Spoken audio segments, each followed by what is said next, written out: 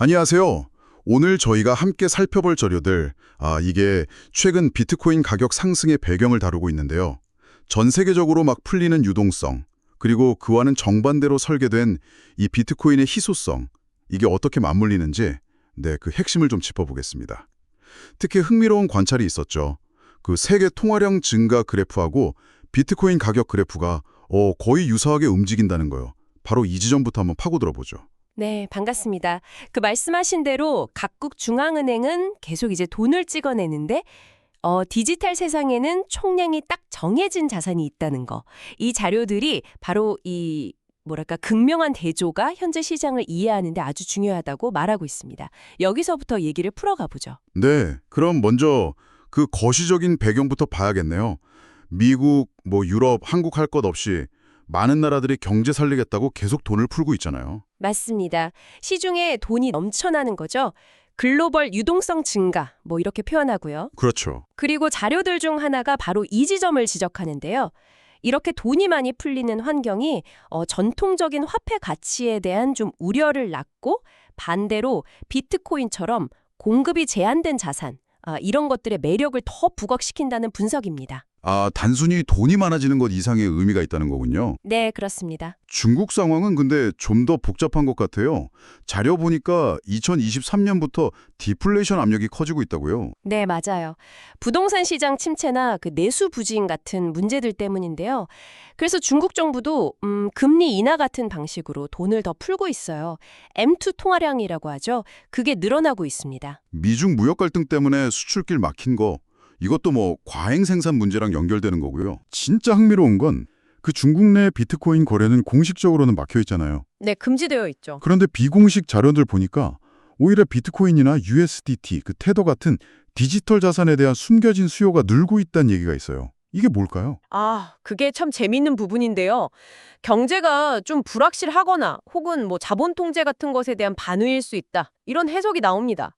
그러니까 공식 정책과 시장의 실제 움직임 사이에 약간의 간극이 보이는 거죠. 네, 그 숨겨진 수요, 이것과 맞물려서 비트코인 자체의 특징을 좀 봐야 할 것 같아요. 아시겠지만 비트코인은 약 4년마다 그 반감기라는 걸 거치잖아요.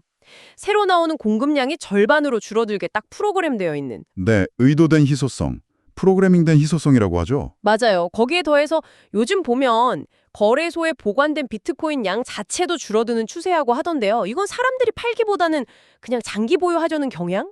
이렇게 볼 수 있겠네요. 바로 그 지점입니다. 이 자료들이 보여주는 흥미로운 대비가 바로 그거예요. 전 세계 정도는 통화량을 계속 늘리려고 하는데 비트코인은 예정된 수순대로 공급이 계속 줄어들고 있다. 이건 기본적인 수요 공급 원칙만 봐도 가격에 영향을 줄 수밖에 없는 그런 구조적인 불일치인 거죠. 그렇군요. 구조적인 불일치.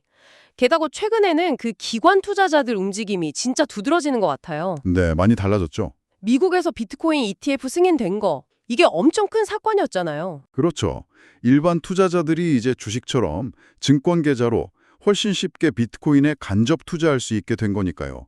파급력이 큽니다. 일본 쪽 자료 보니까 거비도 기관들 투자 의향이 꽤 높고 실제로 대기업이나 금융기관들이 비트코인을 보유하거나 투자에 나서고 있다면서요. 네, 맞습니다.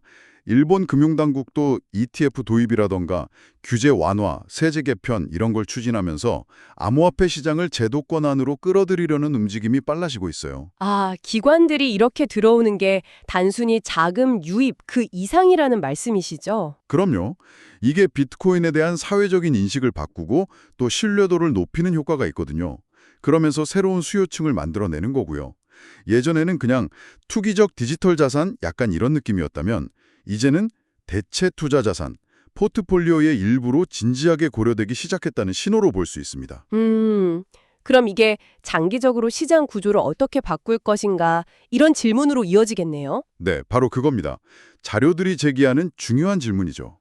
자, 그럼 이 모든 걸 한번 종합해 볼까요? 정리를 좀 해보면 전 세계적으로 돈은 계속 더 많이 풀리는 추세, 통화 팽창이라고 하죠.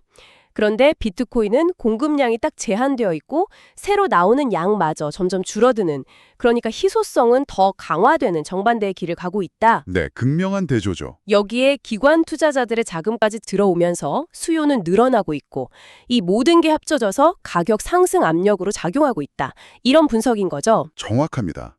아까 처음에 언급했던 그 세계 통화량 그래프랑 비트코인 가격 그래프가 비슷하게 움직인다는 관찰 있잖아요. 네네. 물론 뭐 상관관계가 인과관계를 바로 의미하는 건 아니지만 그래도 이런 거시적인 흐름과 특정 자산의 고유한 특성 간의 어떤 연결고리를 좀 시사하는 아주 흥미로운 관철 지점이라고 생각합니다. 네.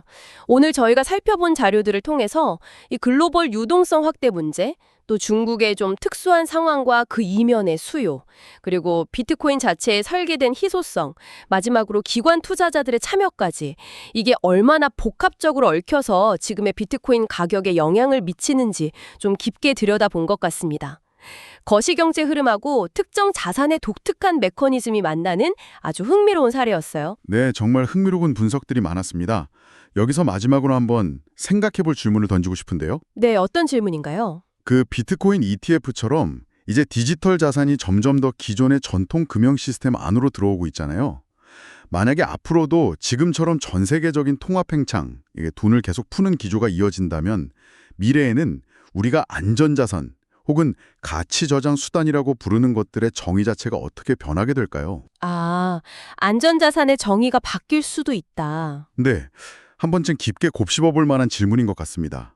오늘 우리가 살펴본 자료들이 던지는 어쩌면 가장 근본적인 질문일 수도 있겠네요.